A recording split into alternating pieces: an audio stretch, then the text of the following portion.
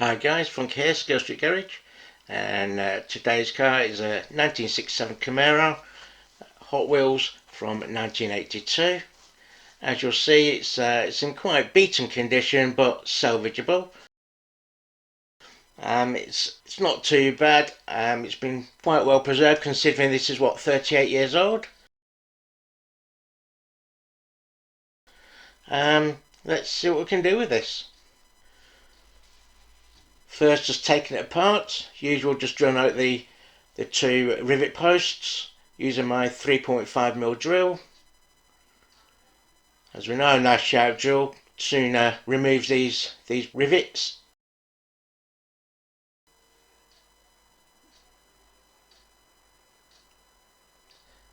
Just being careful here not to damage the actual base plate on this.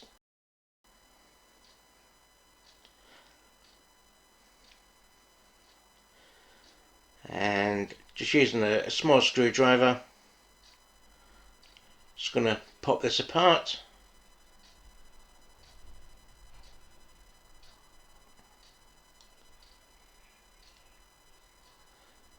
And the interior is a little bit dirty, but it's not too bad, and the glass is in pretty good condition. Yeah, the hood's going to be a bit of a pig to remove. If I try opening up those hinges, they're just going to snap on me, so that will be staying on. And I was actually just looking at the condition of this, and the tampon numbers are really in great condition, so I'm going to try and save them.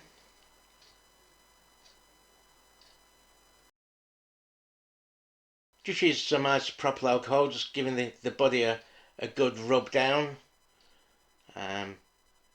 just to get off any fingerprint grime, etc., oils. A little wire brush attachment on the rotary tool just to clean up underneath the bonnet, or the hood, shall I say, and the engine bay as well. And now for the base plate. I was having a little look on this base plate, and I thought, you know what? It's strange, but as I was moving it around, I thought, is that golden? Did this have a golden tinge to it? So obviously jumped onto Google, had a quick look through, but I couldn't find any images that showed the base plate, or shall I say the metalwork, and I don't think it was gilded at all. It may have been, but I'm going to presume it wasn't. So I'm just going to carry on, and I'm just going to polish it up and keep it just in Zamac, just in bright shiny silver basically.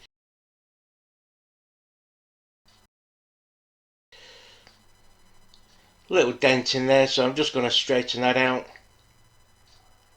I don't know if any of you guys can let me know if it did have a golden base plate on this or not. Because I'm actually going to save those tampos, I'm just going to use clear packing tape here, so I can actually see where to cut nicely with the scalpel. Just going to put a nice new blade in there so it's nice and sharp.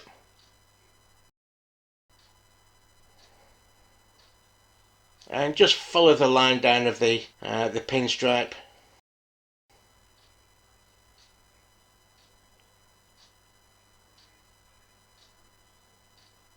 Just carefully going and not pressing too hard. I don't want to actually cut down into the actual paintwork.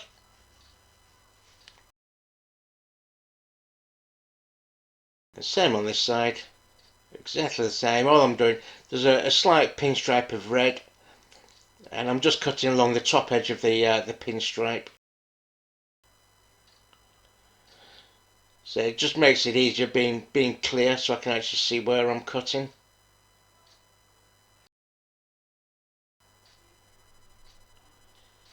Doesn't take long. It's a bit fiddly, but it's worth it.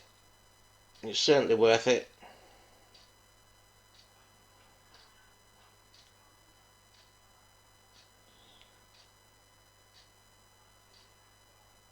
So that's got the sides protected. Now just going to use some normal masking tape, painter's tape, just to mask off the engine area and the underside of the hood.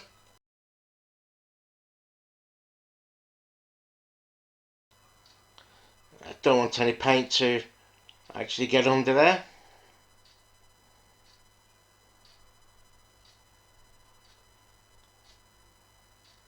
It only takes a few minutes to do it, but it's worth doing it properly.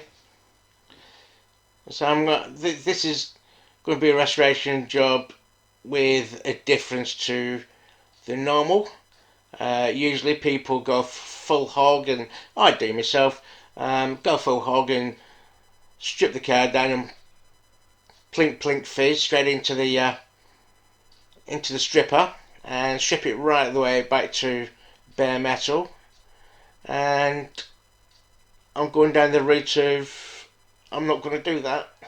Not for this one. Just to show that you don't actually have to strip a car if you don't want to.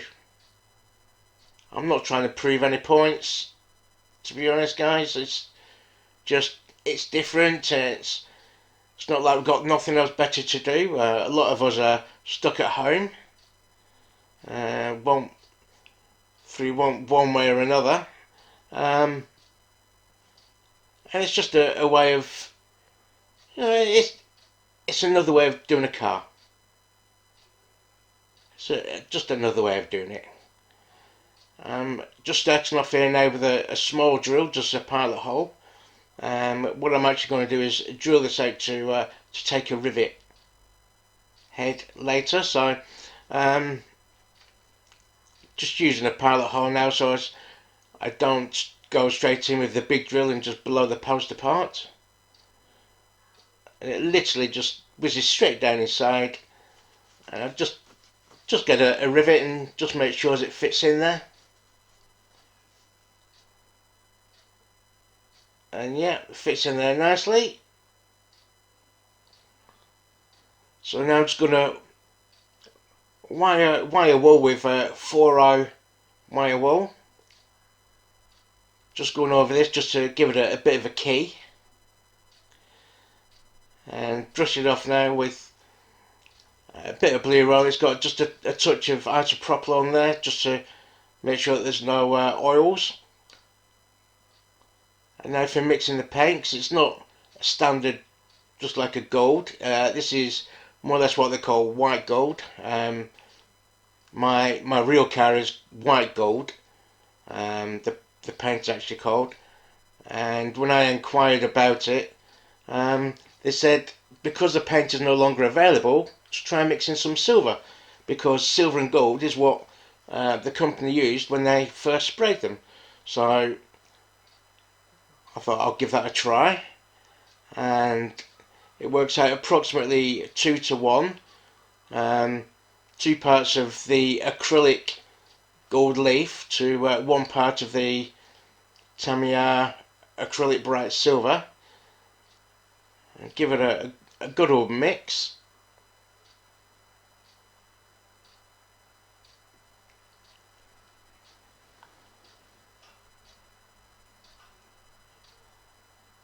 And to me, that's a perfect match. Certainly close enough match. The naked eye couldn't tell the difference. Where people say naked eye, it's not like your eyes were closed, is it? Oh well. Into the spray booth. Give this a couple of layers of the gold. They're only thin layers. It's not building it up really high. But then again, you still want to get nice coverage and try and get a nice glossy finish on it.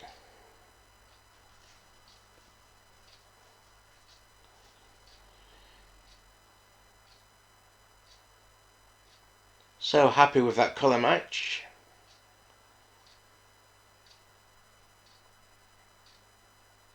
Really am. So I think if you were to stand another car, an original car next to this one, I don't think you'll see the difference in the gold.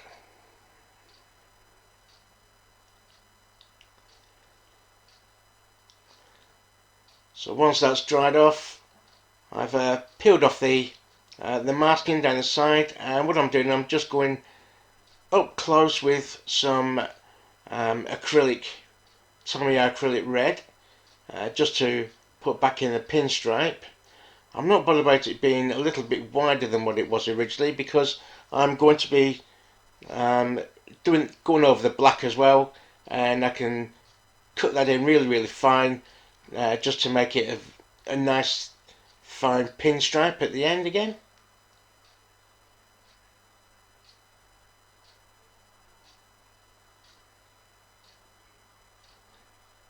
So just going down there carefully. I don't want to go onto the decals.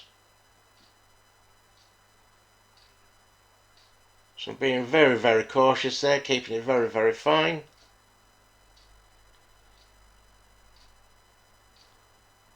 I was quite happy with how my hands actually cope with this, because normally my hands shake like a bloody jelly.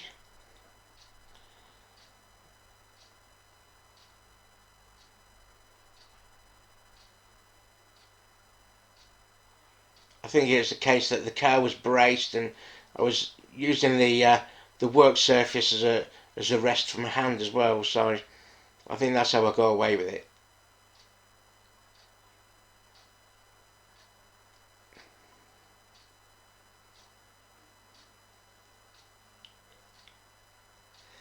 Certainly makes a change doing it this way.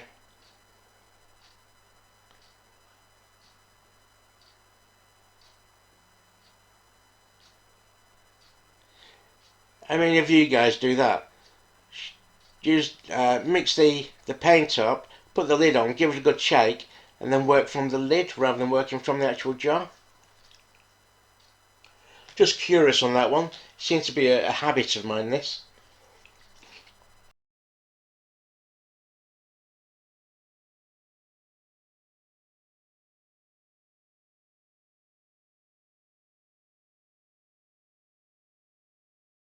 Using some more of that mix of gold and just touching in the areas of the wheels.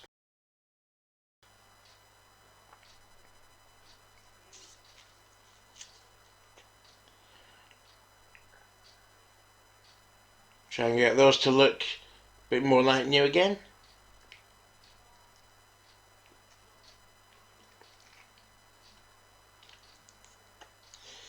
Also, as you'll notice, I'm working like Keith over at Outlaw Speed Shop, bouncing from one bit to another.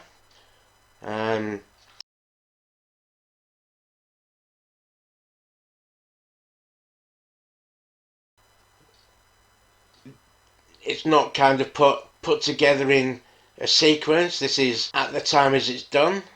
So like while one bit is drying, I can be working on something else, etc. And it's exactly the same way as what Keith does it.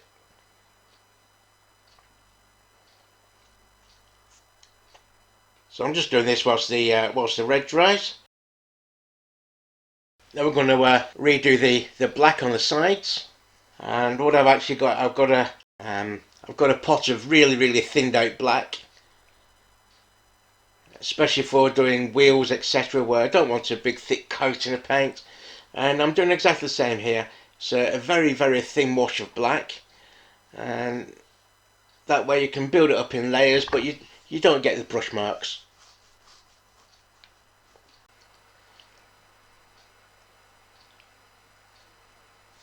Yes, if any of you are wondering, can you paint a car without spraying it? The answer to that, yes, if you're careful, I would say. Yes, if you're careful. Like I say, all I'm doing here is very thin coats. When I say thin coats, I don't just mean put it on and spread it around. I've actually thinned the paint out.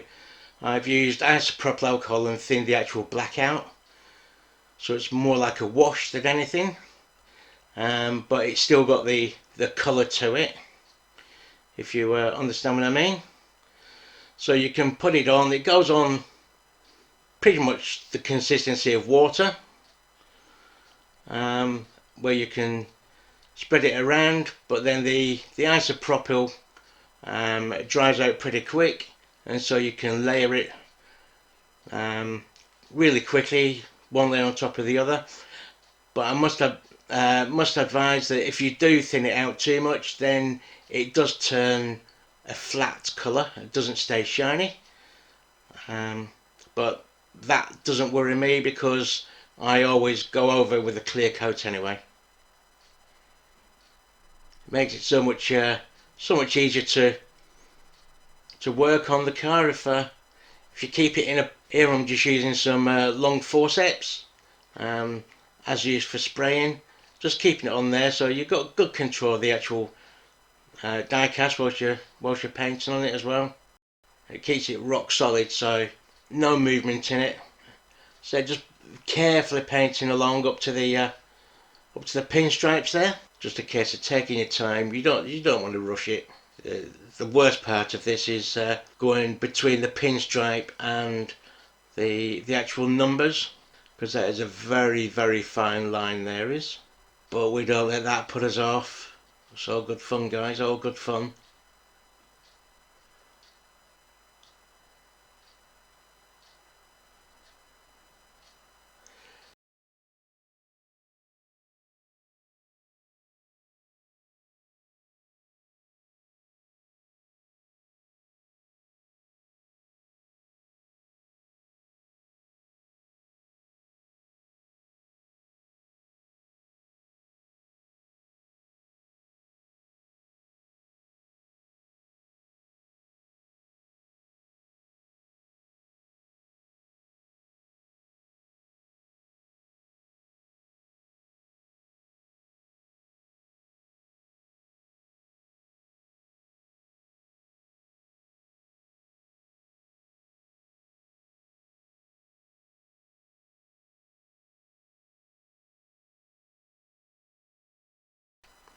So once that's been done, you can just go in to give it a clear coat. You see the filter move backwards there with the vent going on. It's got more suction than my wife.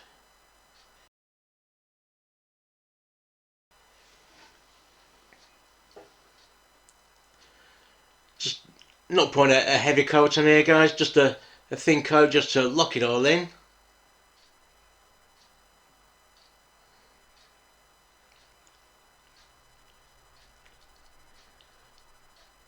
Just checking, make sure I've got it all.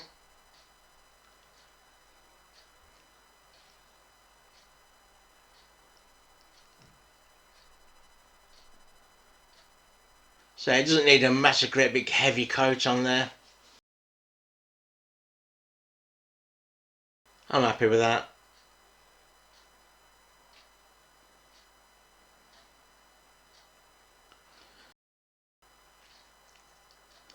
So now back to the older plastics. So the poor man's washing machine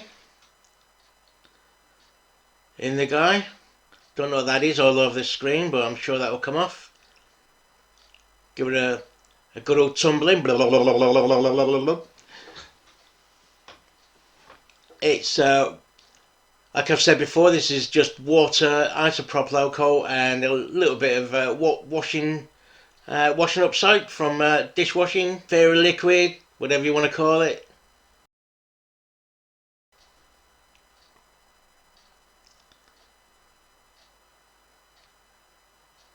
It did actually have a few hours in there. There's just the fact that I put it in and then took the lid off and it was done. It wasn't the case. It was actually put to one side for several hours in soaking. Mother-in-law's toothbrush just to agitate it and get rid of all that dirt and dust that's built up on there.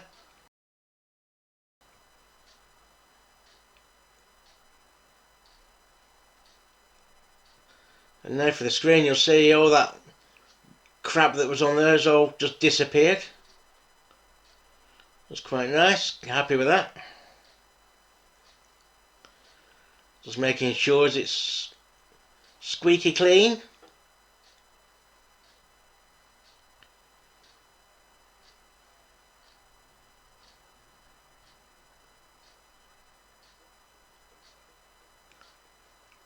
Good condition for 38-year-old. Bit of the old pledge.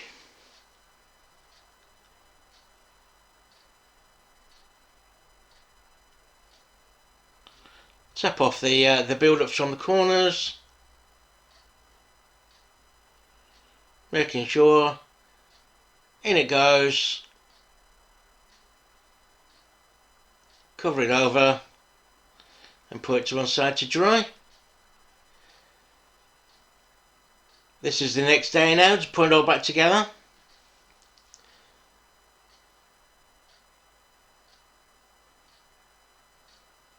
Doing it on a piece of foam there, just to protect the paintwork. And as this is quite tight, I'm just going to click it back in.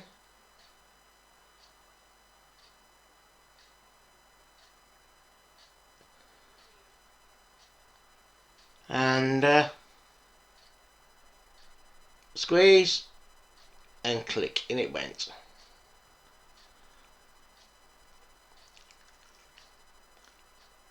A little dab of super glue, just one drop in each hole.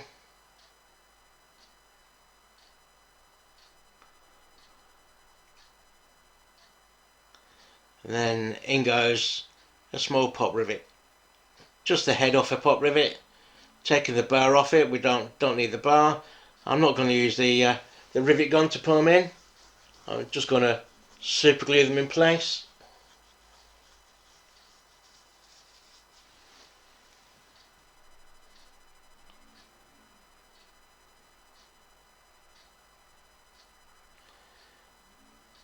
And then just push them down into the hole. All done. And there we go.